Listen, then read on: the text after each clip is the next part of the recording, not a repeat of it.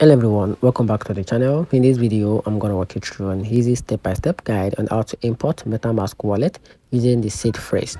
And here's a clear guide on how you can simply import MetaMask wallet using your seed phrase. So the first thing to do is to launch the MetaMask browser extension on your device, or you can also launch the mobile app on your mobile phone. Then after that, you have to click import wallet. Instead of create wallet, you click import wallet, which is very important. Then after that, you have to enter your 12-word seed phrase and make sure you type it in the exact order with a single space between words. Then after that, create a new password. So this password is for unlocking MetaMask on your smartphone or computer.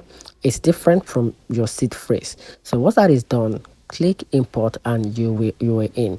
Your wallet with all its token and the automatics or other assets will appear immediately. And that's it. And here's a quick important note. Your seed phrase is mastered key.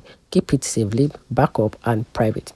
If someone gets your seed phrase, they control your wallet. So MetaMask would never ask you for it except when you are importing or restoring your wallet. And that's it. Find the video helpful. If you did, turn on the notification button and subscribe for more. Thanks.